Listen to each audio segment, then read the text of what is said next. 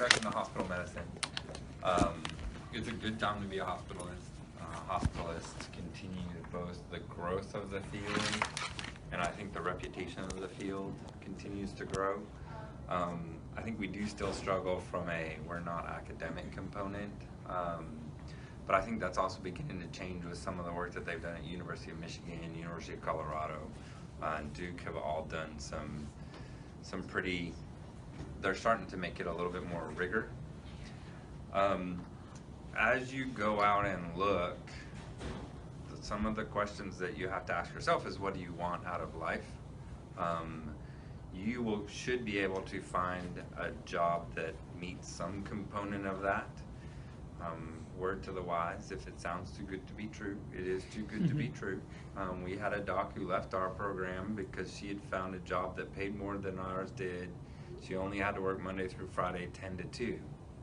Like, man, if you found that job, go take it, if it really exists. And lo and behold, that's not exactly what the job was. So if it does sound too good to be true, it is probably too good to be true.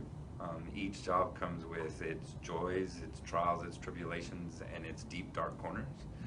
I don't know that anybody has found the perfect model, but all the models have to adapt to your own microenvironment in the hospital. So what works here might not work at Methodist, might not work at St. Luke's, even though they're 2 blocks apart. So as you think about what you want out of your life, then you have to go, do you want to be in a block schedule? Do you want to be in more of a Monday through Friday with weekend coverage schedule? What does that look like? Nights, nocturnists, all of those kind of things. Different parts of the country are saturated in different ways. Houston is starting to develop a nocturnist community. There's not a huge one. But in the Northeast, like in New York City, a lot of people can't break into jobs unless they started as a nocturnist and then work their way through the group down towards daytime stuff. Carly Schulte's moving out to the West Coast and having some of the same issues. She can't find a daytime job in some of the cities and is going to start off at nighttime and then work her way down into daytime stuff.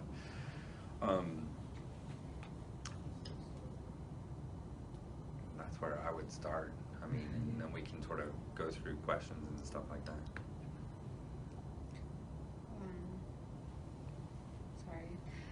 The other part of being a hospitalist is understanding the practice environment.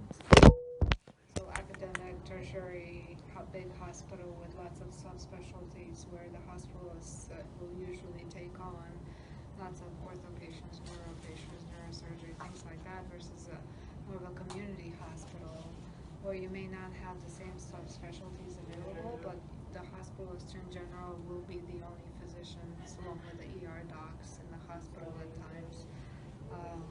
So when I worked in Virginia for a little while, it was a smaller hospital, more of a community hospital, where the patient acuity wasn't as high, but there were times when it was just me and the ED physician in-house, and we took everything that came in. So that meant we did stroke codes, we gave TPA, we did fractures, we did it all. And we didn't have the advantage of having subspecialties or ICUs and things like that. So just kind of looking at that practice environment as well is interesting. You learn, anywhere you go, you learn very quickly in the first couple of years. And you'll find that you're stepping outside of the internal medicine only box as a hospitalist, which is fun. Dr. Krish just walked in. She is also a greater than 5 year experience is a nephrologist as well. Was nephrologist. Then your second component that you have to worry about is salary structure. So salary structure is different at all of the different places. So there's what a lot of us call eat what you kill.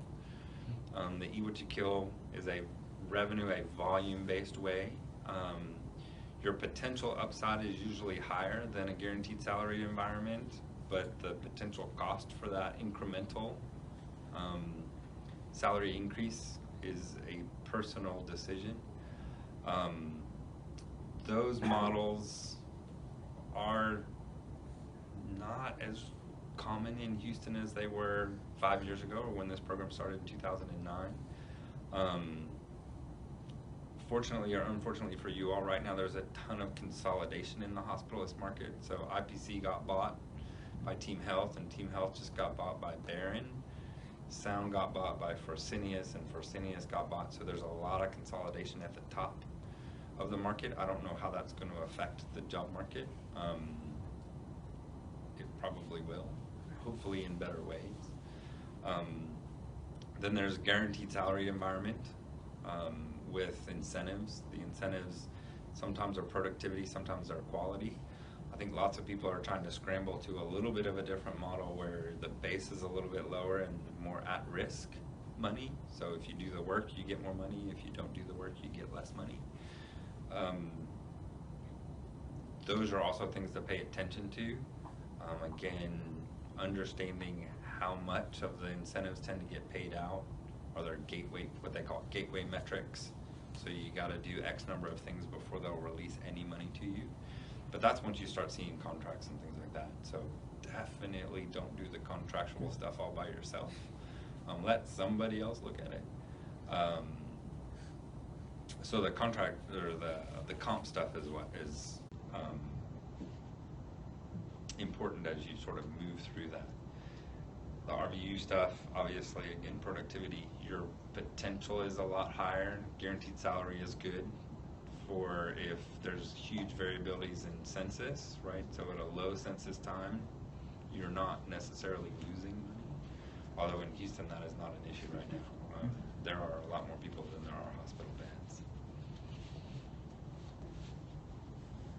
I think on the financial aspect, the other thing is try to, when you ask them, depending on what kind of model you choose, depending on where you go, ask them how much it takes, how many patients you need to see to meet the base salary, and then how much further up, because they will take out money even for their office expenditure, depending on how big of a group you go for. You have to pay part of that as well.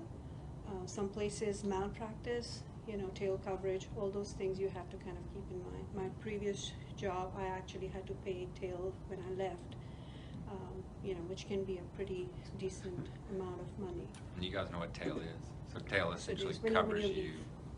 for malpractice after you leave, because there's a window of X number of years after you've treated that patient in which they can file. And as soon as you leave your employer, your malpractice tends to stop unless they give you tail. Now I've only worked in university settings and all of them have tail.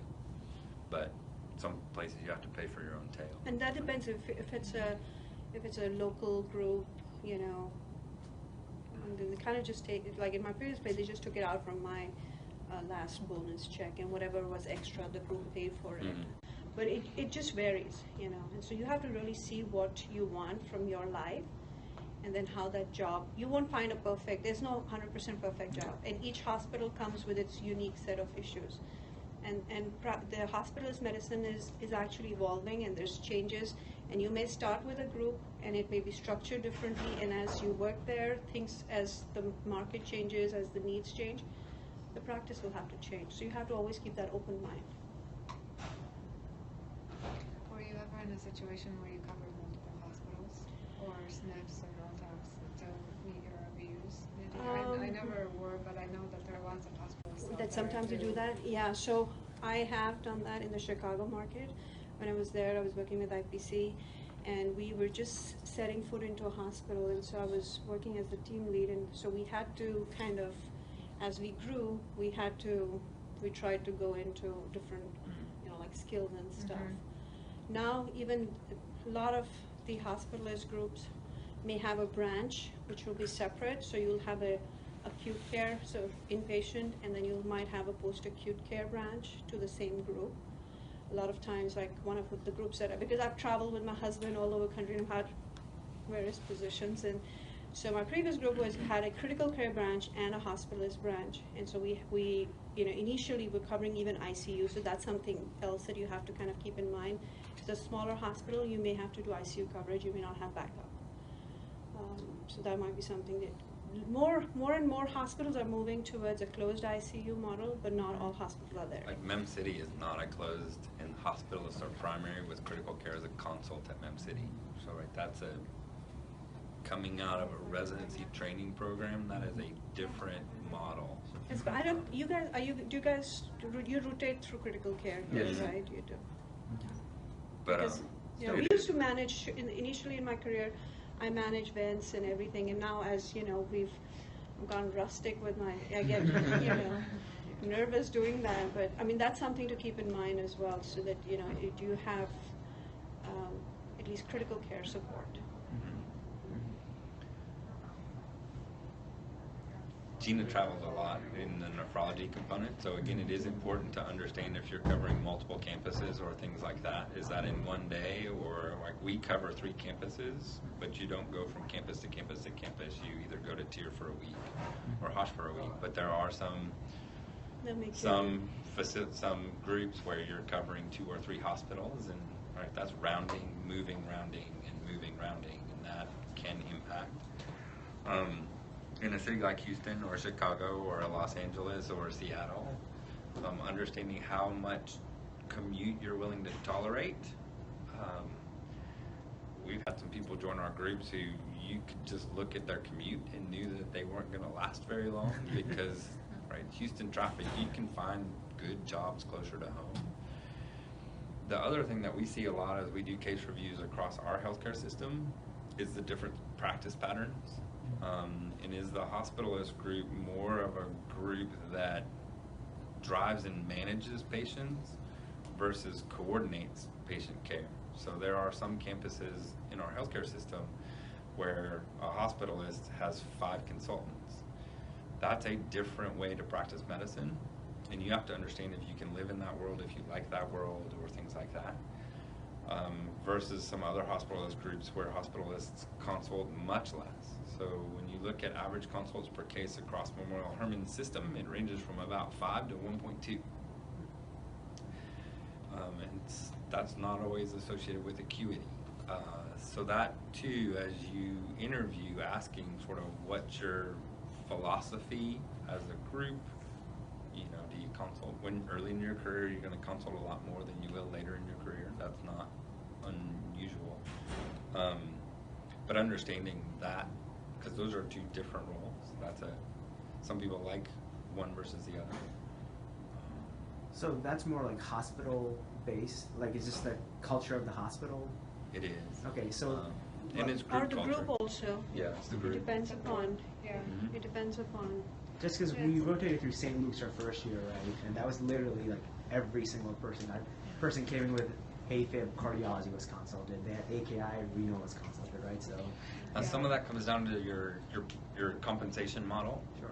Right? So if your compensation model, you need to see 25 to break even or 22 to break even, it's more challenging to manage that patient where you're at the bedside for an hour to an hour and a half. Or, and I think that historically this is de-evolving in our city, but if you do have to go to multiple campuses, it's important that a doc is close enough. So if you have multiple consultants, you have people, you're more likely to have someone on campus at the time that patient needs that intervention.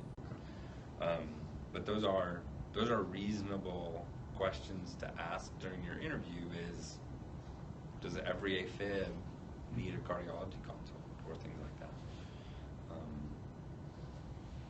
What other questions have you come up as you start to think about this process?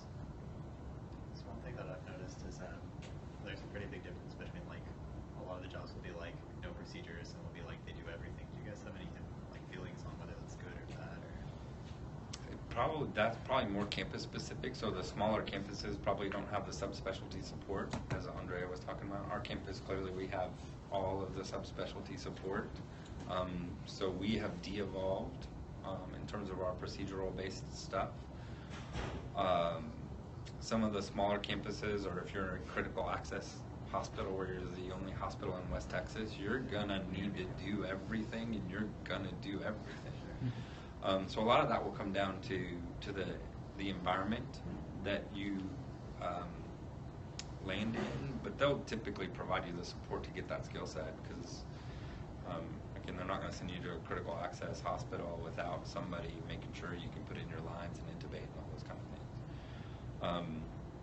I personally believe that on this campus, if we developed a procedure team that wasn't interventional radiology, that was somebody who walked in and did procedures, it would work really well. It would be a learning opportunity for house staff to continue to work on those.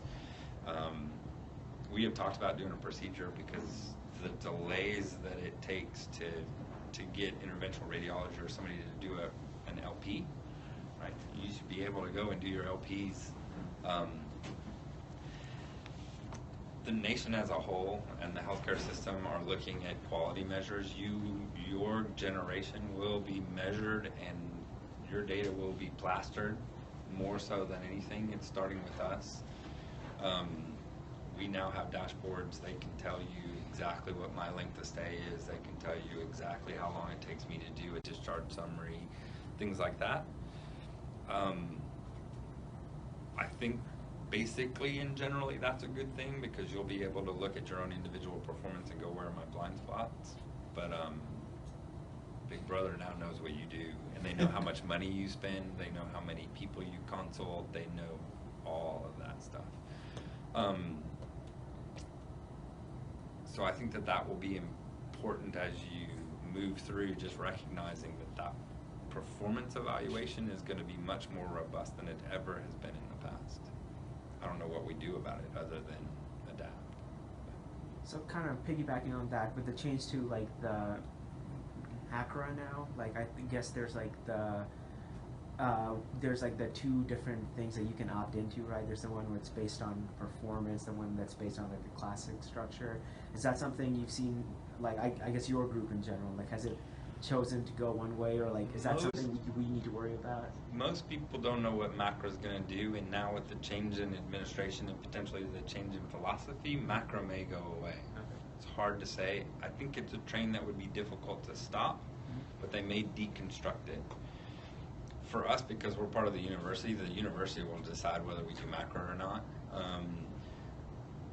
MACRA, if you're a small group, MACRA is going to make it really hard for you to sustain because the reporting component of it is too big. So my wife, solo practitioner endocrine, MACRA will probably drive her out of business or drive her into a larger group practice. So MACRA is going to consolidate again, I think. And it's really designed that you can pick MACRA or the other thing, but if you don't pick MACRA, you're not going to do well. So MACRA is really sort of the only choice right now. That's about all I can say about MACRA. I am not fluent in how it's going to impact everything, but people are talking that MACRA may be deconstructed at some point in time. I just don't think they can stop it because it's going to hit before they have the opportunity to legislatively deconstruct it. You have to deconstruct it over time, I think. But it does lead to some of the bigger stuff. So the accountable care organization component, so population health, hospitalists now have to think in terms of population health. The ACO, Hermann has been the most successful ACO in the first 3 years. The ACO will probably survive because it's been really successful. The ACO is great because it changes the way that hospitals can interact with physicians. So the hospitals give us money for performance now, which is different, right? In Texas, they couldn't do that before because of some of the laws. So the ACOs have helped. It's creative compensation. So right now, for us on this side of the table, we're eligible for up to $75,000 a year outside of all of our normal comp that Hermann will give us. That's if you hit everything distinguished and all that kind of stuff. So that they've set the bar high, obviously. But if we meet all of those thresholds, the healthcare system is going to save so much money. They've given all the docs $75,000. They keep half of what they've saved, essentially. So it's a good thing. I think that's probably going to change too, and that may become more in the compensation model. But it's hard to predict. I don't know that anybody knows currently. How realistic is it for you to hit those goal points? I mean, because we see a lot of like job offers that are like, this your base salary is relatively low. It's like you can make all this extra money if you hit these like goal points. It's like, is that really something that can be done, or is it just like something they hang over you? So I think that's what Mitty was saying, was you need to ask like how many people hit those targets, and if they say, you guys, you said the 75,000. Like, is that a realistic thing for you guys to hit? Or so the ACO is pretty young. So the first year in the ACO, we didn't pay much attention to it. It was this thing over here on the side, and we got $300, and everybody's like, man, I'm not that interested in it. It's free money though, because we didn't put in a lot of effort. So this year we got about $14,000, and you can see some of the change, but what ACO is driving is change. So length of stay, and is looking at medicine. So you guys have lived in the ACO world. So medicine length of stay is a big problem on this campus, and to fix it is multifaceted, right? It's case and care management, it's us being more efficient, it's our consultants being there on time, it's clinical documentation and things like that. So as we've started to institute some of those changes, I don't think that we'll hit 75,000 next year. My goal is that we would hit somewhere close to 50,000 next year, and then the goal after that would be between $65,000 and $75,000. It's harder for us on this campus because we have all of you. So in addition to changing our group practice, every time we get a new crew that rotates through, we have to sort of educate that. Now it's trickle down, so if we do that well with all the interns, by the time you're a PGY3, you're documenting at a place. Sepsis mortality is a great example. Our sepsis mortality on the dashboard is 40%. That means 4 out of 10 patients that come in with sepsis in this hospital die. We know the number isn't right, but it's because we don't document well. We document really well on people who die, but we don't document really well on people who have UTIs who meet sepsis criteria. So if I take that patient, move them into sepsis, my length of stay gets better, my sepsis mortality gets better, and all of those kind of things. So if we institute changes, we should be able to get there. Gina and Adam have done great on our hours and OBS. Observation hours is another one, where before we just sort of kept people in OBS because it felt right. Now we know that, right, we need to look at the second midnight, flip them to inpatient if they meet the criteria. And we went from 32 hours in OBS to 22 something, 23 something. So we went from red to almost blue. And blue, over the course of time, it's like 15% of that $75,000. So right, we're climbing our way there. But the ACO is a little bit different than your RVU targets, right? So MGMA 50th percentile for the Southwest is 5,029 RVUs. For the Northeast, it's 4,200.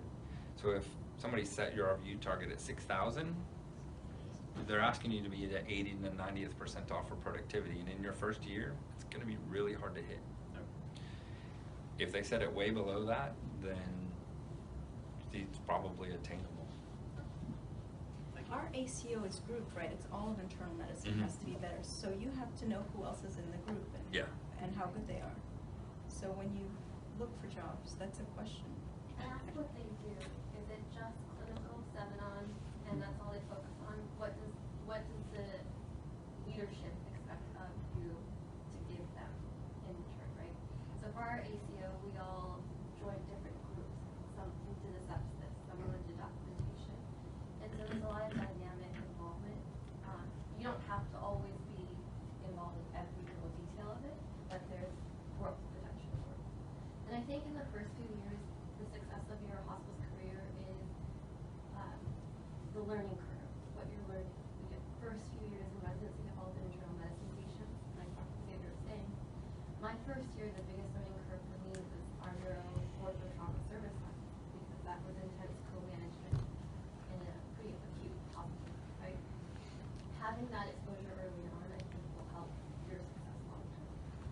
Okay, this is going to sound like an advertisement, but if you can, come spend a couple of weeks with us on non-medicine service lines, because that is where Hospitalist is moving. I can see in 5 to 10 years that 80 to 90% of all of the patients admitted to a hospital in the country, Hospitalist will either be a heavy co-manager or the primary service. That is, we specialize in taking care of people who are hospitalized and moving them through the system safely, efficiently, and effectively. And as you can see with all of the changes and the expectations of a 24/7 process, a lot of the subspecialists are bailing from the primary service role because we are in-house. And so how do you manage it? How does that you have to maintain a respectful relationship where everybody is valued in that relationship. You don't want to be somebody's scribe, essentially. You don't want to do all of the work with none of the glory, essentially. So Walker talks about rules of engagement, and those rules of engagement are really important. but it's a challenging negotiation. Let me hit on something else pretty big. One of the things that you need to understand too is, people love the term academic hospitalist because they think academic hospitalist is rounding from 10 to 2 at LBJ. So, understanding what that means, what that is, and what those responsibilities are. The jobs where you're not doing much of the clinical work aren't going to pay as well as the jobs where you're doing the brunt of the clinical work. So that's just important. We've had people come here to be academic hospitalists, and while we work in an academic environment and have an academic component to our practice, 90%, 85% of our practice is clinical work.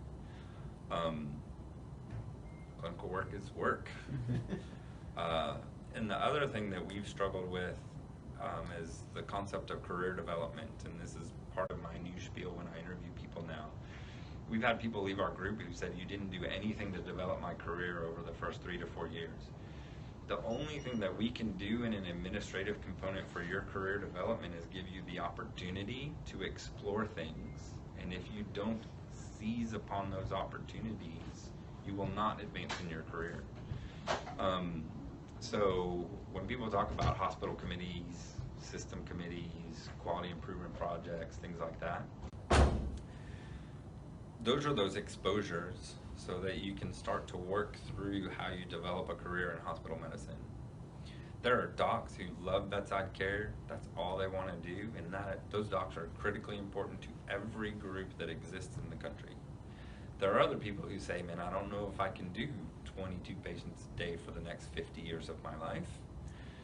And that's where you have to start to explore the other opportunities. A lot of us sitting in this room have developed those others, and it's a great place to be, right? Because here you can do administrative, operations, education, research, quality, process improvement, informatics, right? The Texas Medical Center gives you a wealth. So really what we're trying to do now is expose people in their first 1 to 2 years of those opportunities. You've got to have that fundamental clinical knowledge base, and then expand. I'm being pulled in directions far away from the bedside now, which is good, and also I don't feel as comfortable. I'm a doc. But I think a lot of us are experiencing that, and I think that's important to recognize. In your first year, just be a doc. Be a doc. If AMI asks you to teach and you want to dabble in that, that's pretty important. If somebody says, hey, go sit on this committee, sit and watch. But the first year, learn how to be an attending. 6 to 9 months, you'll feel comfortable doing that.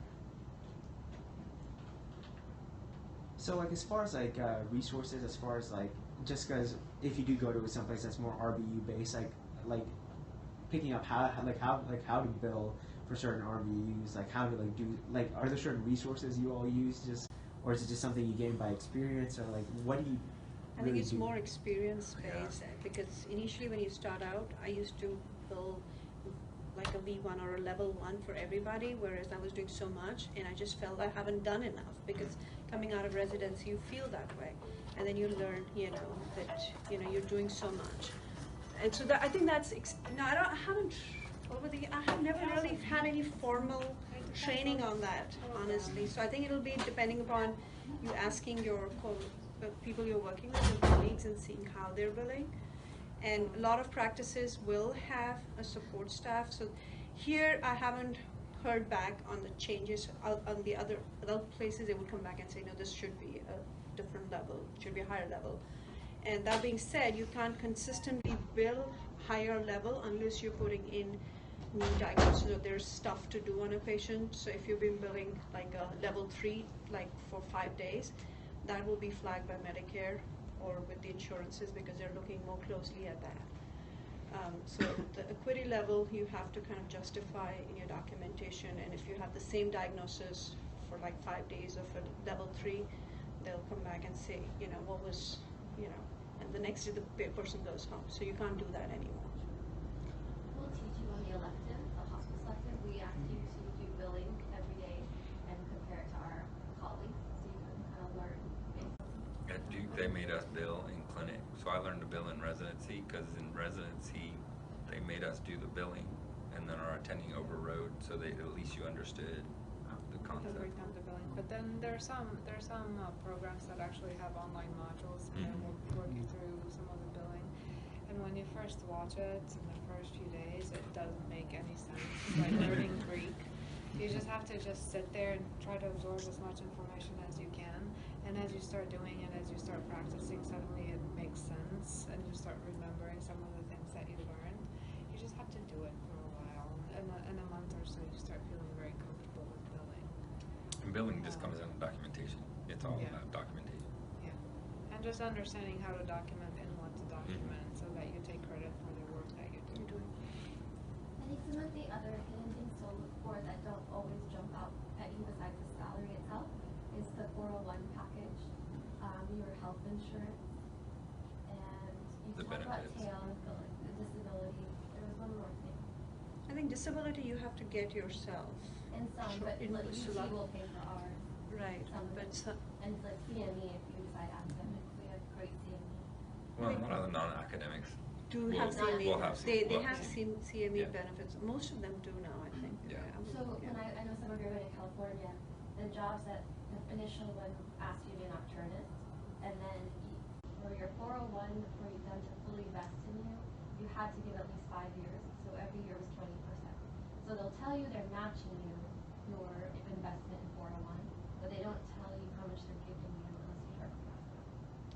So that'll be in your when you get your contract. It's actually, and you can ask them for a contract, or what and they should be able to give you that information. That there are practices that will not vest, right away, or they'll have a 3-year vesting, or they'll have 5 years is rather unusual in That's the what Anderson hospitalist does, market. that's why. It has happened. Yeah. Yes, I've heard that. So But- vesting is a yeah, is a there is. retention, right? It's a retention strategy. You don't get all the benefits of working until you've worked long enough. Because the biggest challenge for all of us is turnover, because it takes a lot of time, effort, energy, and finances to train people. Which is why we try to get a 2-year commitment out of people at least. People going straight into fellowship is hard for us to take, because by the time you get people up, running, and ready, they leave. So typically at least 2. Like MD Anderson has this incredible, like if you leave before 5 years, it costs you tons of money. But it's a retention strategy by the employer, so you need to understand that. And look at non-competes if you join private clubs, right? Yeah. Private groups. Non-competes will vary. And as far as when we're like looking at the groups themselves, as far as like the ones that are like hospital owned versus like physician owned, is there like anything specific about them we should be like asking or worried about, or like? You should research every group and every hospital. And you research it. Don't go in blindly. I mean, everybody wants to do great, but if that group has lost 6 of the last 7 people they hired, there's a reason. And I've had people call me for at least 2.5 years after I left my last group, asking me why I left, and that was really smart. Because I could tell them my concerns, and maybe they weren't the same as their concerns would have been. But then you get an understanding of what the group can offer and what it won't offer, right? But you've got to do research. It's not, you can't just find one group and then decide that's who you're going to marry, right? You date a little bit. It's less about the employment model, and it's more about the actual structure. day-to-day workings and how it works and stuff like that. And philosophy. And philosophy. This job I just did on a whim. It came from California, and I was sold just meeting and hearing about philosophy, right? I didn't know what I was in for, but if you connect with the philosophy of the program, because I didn't want to do hospitalist and be a workforce and consult 10 docs. And I learned that very quickly that that's not what would happen. So you really know what your personality is. I'm saying as a personality test, but write down the 4 principles for you as a hospitalist and why you're going into it, and see if the person that's interviewing you matches those principles. And then grass is always greener. Remember that. Grass is always greener. So when you sit in your woeful days and go, what have I done to my life? The grass is always greener on the other side, but it's not usually, or potentially not when you get there. The best advice that my program director, as I was transitioning out of residency, said, look, your first job probably not going to be your last job. If it is, you were lucky. You hit a home run. But make sure you give the job long enough. I think that there are lots of people who sort of jump in and a couple months later go, man, this can't be. That doesn't look good for you on your resume, some things like that. So make sure that you, as Gina said, you research, you make the best decision you can, give it a long enough time, and then if it's not the right fit, understand why it's not the right fit and learn so that the next fit is better for you. We had a doc come from Austin who didn't really like that environment, really thought that this environment would be a great environment for that doc. Communication on this campus is incredibly complex and frustrating. Wasn't a good fit. That doc came to that realization relatively quickly. Said, this is not the place for me. And I found a place that I think is better. And that's what all of us want as employers. I don't want an unhappy team member. I want people to be comfortable, satisfied, and all those kind of things. So, but give it enough time.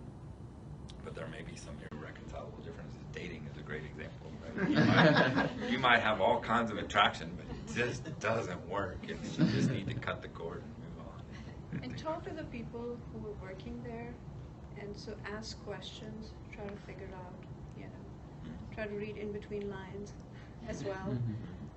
So I think that, talking to people, they'll tell you, what their challenges are, if they're honest, that is.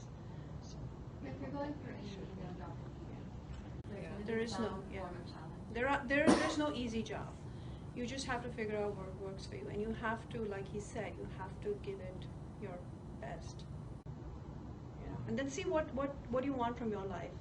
Everybody's unique, and your jobs are going to be unique. So you just have to try to see, which one matches your personality, your career goals. Family, life, all those things are really important.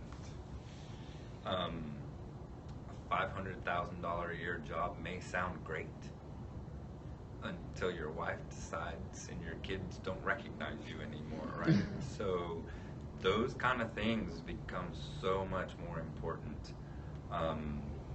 Everybody talks about work-life balance and things like that. Being a doc is a tough place to have work-life balance because your work will creep into your life. There are programs like ours where most of the time your pager is here and you don't get called when you leave. There are other places where you take your pager home. There are costs for both of those. But don't fool yourself that you're going to take a job where you work 29 days in a row if you got small children at home. Because unless your significant other is like, yes, do it, those kind of things are important. It is a challenge. All of us, except on me, are managing all of those things, and you're managing them without children. But it is, kids change your world. So that's important as you think about that, and think about that as you move into the future, flexibility around that, those kind of things. Living close to school, the commute. I mean, we've had people with families who said, man, I just can't do the 30-minute commute anymore because I lose homework time with my children. Think about that as you look for a job. If you live in Katy, driving to the TMC is not a good idea. Work closer to home. There are good programs close to home. If you love this program and you go, God, maybe I want to find the right house around here, or those kind of things. It's critically important, that component. How does it work if I want to combine outpatient with inpatient? There are very few groups that do that much anymore. There are some individual practitioners that do that. The Katy group still has, it's called Starbridge. It has an outpatient component and an inpatient component. Most of the big groups in the big hospitals don't have that much anymore. If you had an idea of what you wanted to do and you could present that to the group and become valuable, so where it made sense for the group. So we now have docs who share between the pediatric hospitalist side and the adult hospitalist side. So I have one doc that's 50-50 and two that are 75-25, and it made sense for us. Right? You get to keep your talent, we split it in a way that made sense from a staffing standpoint. That worked really well. So you could come up with a model and say, hey, this is how I would like to do that. It is possible, because again, groups are looking for inspired docs who want to stay a long time and have a plan, but it also has to fit. You're going to be those jobs are going to be more available in community hospitals than they are in large tertiary quaternary care hospitals. So Katy, Southwest has a couple really good examples, Southeast, Northeast. Kelsey's a great example actually, and the medical clinics of Houston. Although most of their hospitals don't do clinic work. Yeah, Kelsey. Kelsey is One the of our one. graduates, do you know Phil? Yeah, he went there. I would ask him because I think he's coming to the next talk Yeah. we're doing. He tried to do outpatient and hospitals together Yeah. with health. And then like Kaiser out in California still has some of that. Kaiser, I think you could. You can. You can. Some of the big Some of like the bigger- consolidated healthcare systems like Kelsey, Kaiser, Intermountain Health in Utah, Geisinger up in Pennsylvania, places that sort of own the entire continuum.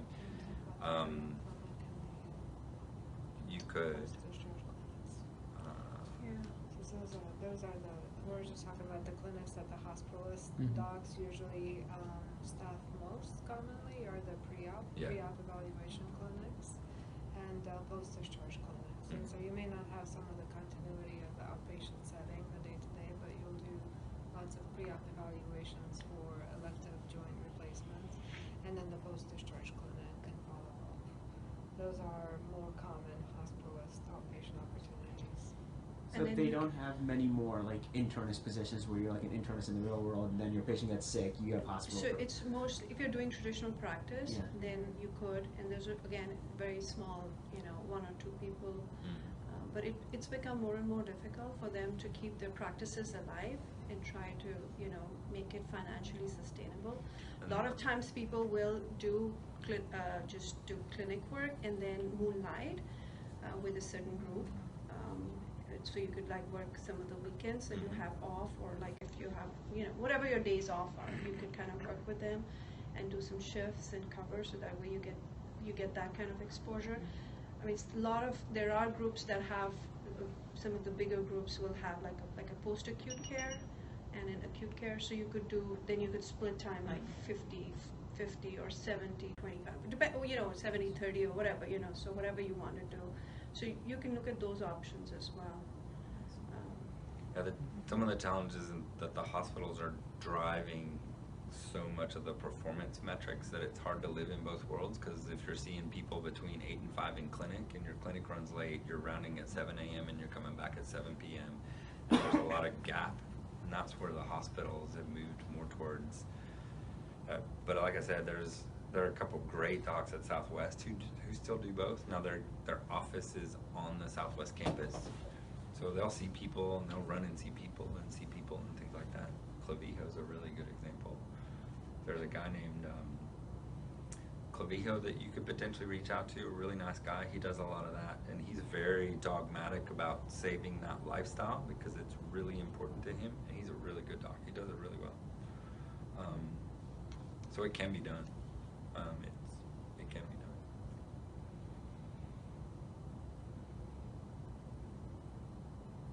Credentialing and licensure. If you're going to go to California and you don't have your California license in process, you probably won't start in July. If you're going to stay in Texas and you don't have your Texas licensure, I can almost guarantee you won't start in July or August. It is now about a 9-month time. So as you think about what states you're looking at, you have to start the licensure. Michigan, right? I signed my name on a piece of paper and I got my license like 3 days later. So think about that as well, particularly as you think about your start dates and your start times. Because the licensure, most of us, at least I couldn't go 6 to 9 months waiting for a salary. So you have to think about that in terms of if you're looking at a California or some of the Florida or Texas, you got to make your decisions now and get your license started, because if not, you will not start until fall next year. How about Colorado? I don't know. You have to ask. Yeah, just Do go states online have and find out. reciprocal- Go online and find Some out. do. Yeah. But you wanna know these things. so if I like have a Texas license, some states are gonna let me Some. be the Not very common. Really? Yeah, usually it's the state. It's not very common. Okay. If you get a California license, a Texas license, or a Florida license, never let them lapse. Keep them for the entirety of your career, no matter what. Yes. Because they are really hard to get. They take so long. And then credentialing, right? Credentialing seems like a really easy process. It's easier for you coming out of residency than if you worked. But credentialing can take 6 weeks, 3 months, things like that, and can delay your start. And so if you're on a tight budget or have loans that you have to pay off or whatever it is, you need to understand the timing of actually onboarding. We had one guy, he got stuck in the Texas medical board for, I think his license was in process for 10 months. Oh, Yeah, so that's one thing. Yeah, I agree, because if there is a place that your family and you feel that you're going to go and live, like we had to come back to Texas because of my husband.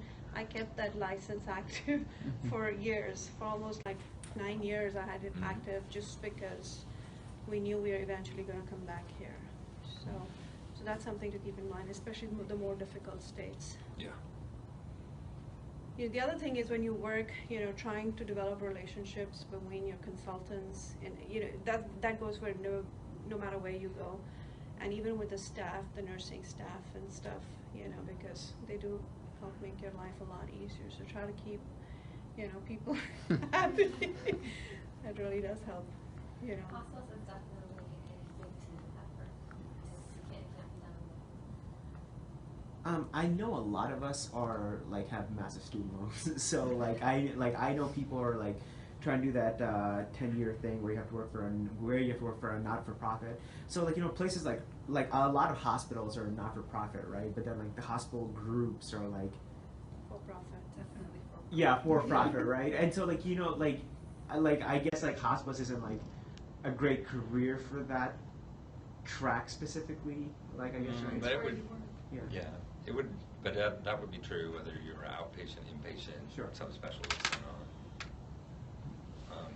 So Right, so if you I'm were- just wondering if that is something where if you were interested in that, whether you would want to go with a hospital-owned hospitalist group, Yeah. right? Just because then you're fall under that 401c whatever, the not-for-profit of the hospital. Yes, you got to know your states because Yeah. again, Texas is hospitals don't employ physicians. Okay. So Oh, okay. No. Okay. yeah.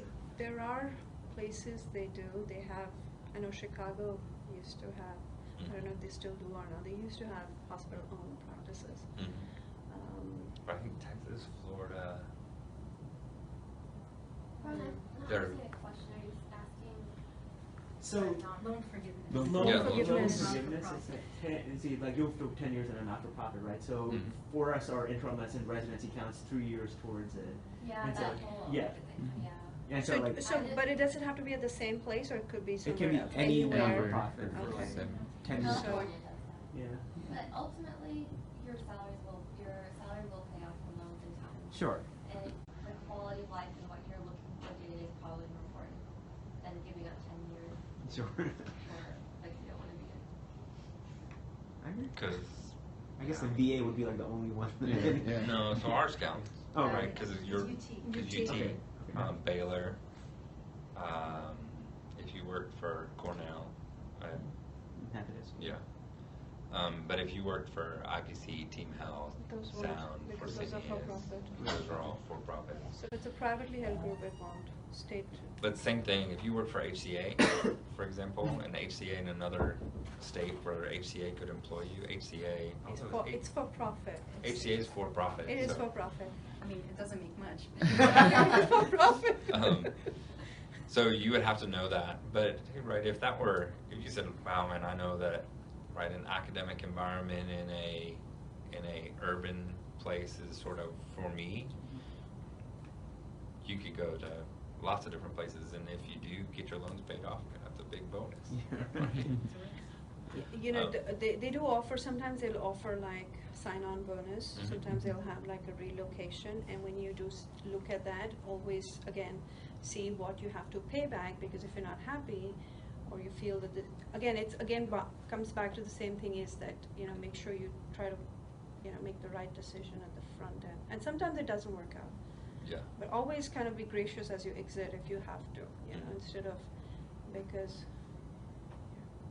So I talk a lot about your first year or two as indentured servitude, because you don't know enough yet.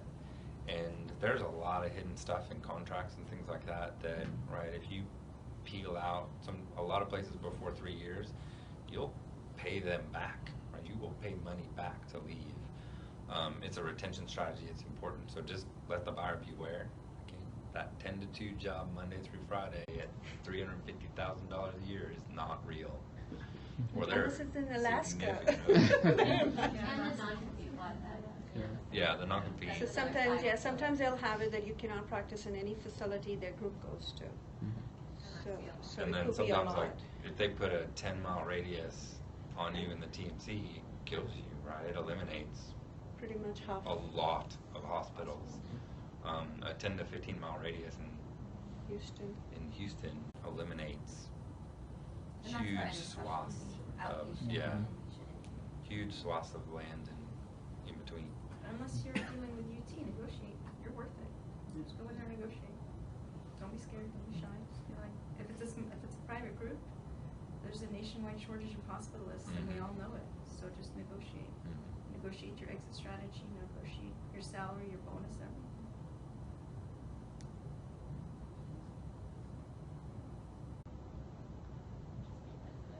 Yeah. You come work with us? It's fun.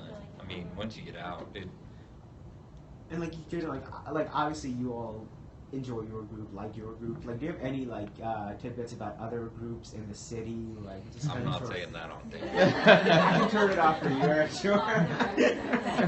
So my best advice is Yeah. let the buyer beware. Okay, sure. That just you need to understand how they function. If it is a for-profit company, understanding how they generate that profit, and what your exposures are in that relationship. But it's true, right? When you're going to buy a car, you're trying to negotiate the best component of that there is. All of that. So it's just, you need to understand the culture, you need to understand the job, and understanding how that will impact you. There aren't, right, we have some docs who are incredibly productive and would do incredibly well in productivity-based programs.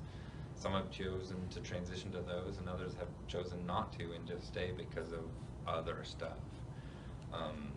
So that's buyer beware. You just need to Information's understand. out there, though. Yeah. Do the research. Don't. Yeah. Like you would if you were buying a car, right? You wouldn't just go talk to the salesman. You would do some research. I hope. And look into it. It's out there.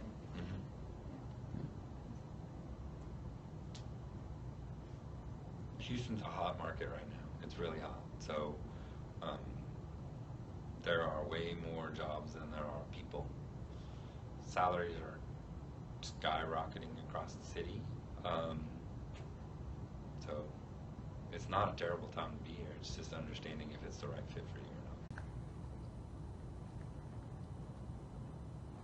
This might be a silly question, but like a lot of us obviously been to residency interviews, or medical school interviews and so forth, applying for other jobs that are not our careers, but what should we expect on, or especially the first couple interviews, as far as like, who are we going to talk to, who are we seeing? I know we're saying we should ask the right questions, but who am I asking these questions to? What kind of, if I had to walk through like a typical interview? So I'm going to give you one huge piece of advice where most people fail in their interviews, is when you don't think you're being interviewed. I learn more about people when I sit down and eat with them than I do talking to them ever. On your interview day, assume that everybody is evaluating you. there are a wealth of very qualified candidates, and you're looking for the red flags for that candidate who doesn't fit in your program. I don't have lunch with people anymore because I don't have enough time, but back when I had lunch with every single applicant, there was somebody who was mean as tar to the wait staff. I'm like, not gonna do well here because that's a nurse for me, right? And so, absolutely, they interviewed fantastic, had great credentials, but didn't interface well. So that's important. Right? Walking around, letting your guard down. Just remember, you are interviewed from the moment you walk through the door. If you're mean to the support staff, they have a lot of times more influence over the hiring process. If you're mean and nasty on the phone to the person who's scheduling your stuff, you might find your stuff is canceled. So that's one component. Other than that, anybody should be able to answer any question other than some of the technical stuff, right? If you ask me, what's our long-term disability, I'm going to refer you to a benefits person. I'm going to tell you it's really good because I know it's good, but I can't remember the specifics. But knowledge base, right? If Gina can't explain to you some component of our schedule, that would be kind of odd to me. Things like that.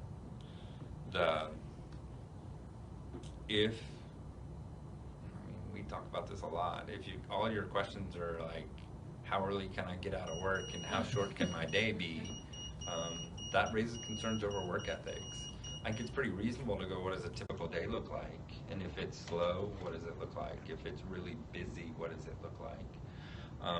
Do you have surge capacity? Do you have a surge plan? So if your volume exceeds whatever, those are important.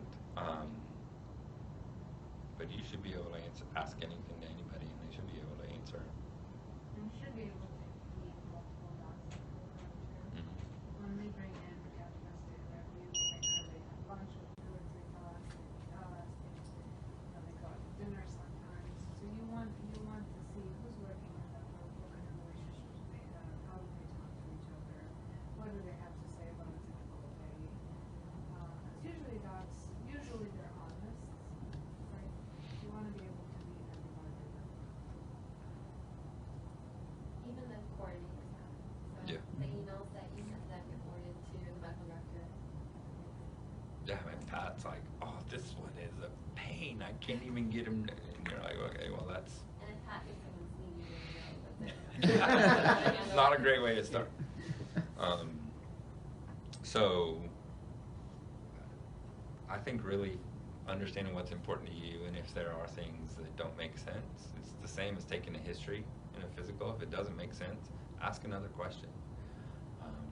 Things like that.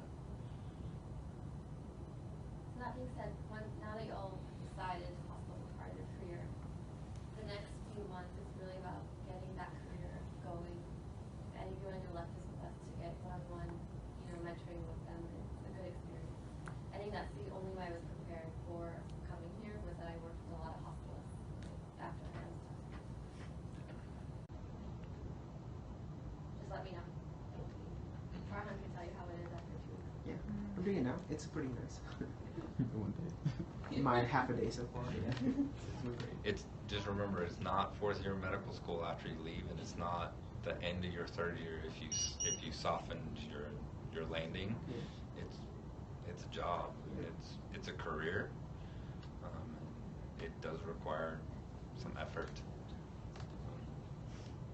So just going to the interview questions, like all of y'all have had experience, pretty great experience now. So like, what's like a reasonable patient census that like would obviously differs from like, people to people, from like physician to physician. But like, what's like? So it won't vary from physician to physician, right? You're not gonna run a group where my expectation is 22, but I'm gonna let somebody see 14 and somebody see 28. Sure. It's more the acuity, and it's more of it's hard to say. So if SHM says 15 to 18 billable encounters, but they talk about flexibility around acuity. So if you look at our service lines, so we essentially touch 4 different service lines. I consider OBS its own sort of world, although OBS could be under medicine. So OBS we're averaging 14. You can have terrible obs days, you can have great obs days. Medicine, I would expect you to see somewhere between 15 and 18. We're averaging 14.7, I think, looking at a 13-month average. Ortho is pretty low acuity, although it scares us when we all hear the word trauma. Our average daily census for the last 13 months has been right at 17.9, but ortho, I think 18 to 22 is reasonable because of the acuity. Neuro, we're at 16. 16 for me is high because those patients are really sick, and we're trying to drop that down closer to 14. But it's all based on acuity. Obviously, we're going to start you slower when you first come in and then ramp you up. But it's reasonable not to ask what's the census today, but what's a normal census. And that transparency can be important. We update and have 13-month rolling averages for all of our stuff because it's how we go, hey, we need an extra doc or we need things like that. So it's really hard to say if you said what's your... Sure. If you wanted to use a benchmark, I would probably ask what's your average daily census for internal medicine patients on which we're primary, and that should fall somewhere between probably 15 and 20 based on acuity. If you add ICU, but that's where it becomes a much more complicated answer. If you add ICU, I would obviously drop that down much closer to 15 if you're taking care of critical care patients, things like that. But I think one of the challenges, particularly in your first job, is you have to generate enough productivity to pay for yourself.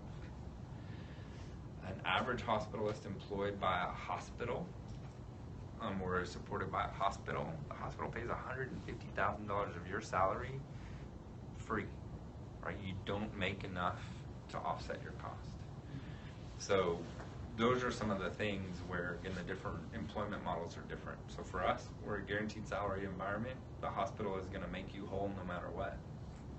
In a productivity salary component, a slow month costs you money, doesn't cost anybody else money, and those kind of things. But if I were going to ask, I would probably say an average daily census on a basic medicine ward, what's your expectations? And then somewhere between, at Sugarland, 22 is probably reasonable. Here, I'd say 15 to 18, depending on the year. Yeah, like I was like at a non-tertiary care center, I have friends that have like 26, 28 patients that they see, and I'm just like, it seems like unsafe in some ways, so I'm just... I wouldn't even look at it unsafe, I would look at it practical. Sure. How long does it take you to see that patient, do the orders, and write the note, and then multiply that by 28? That's how much time it's going to take for you to manage your day.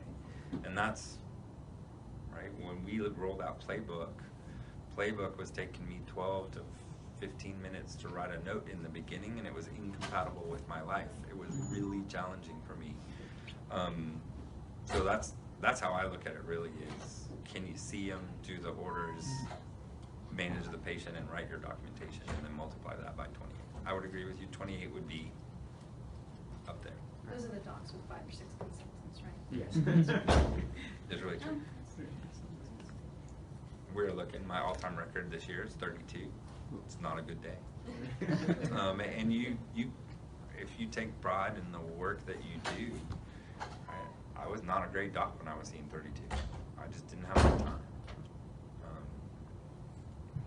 Luckily, I was house to house, so you guys wrote a lot of my notes. But, it's even with a teaching service, right? It's hard to see, right? When you guys are capped out at 20, it's hard to have really effective rounds on 20 patients. So. Thank you. Thank you so much. Appreciate it. That was really helpful. If you guys have more questions or specific questions that they come up, just email us. Will do. We're all in the system.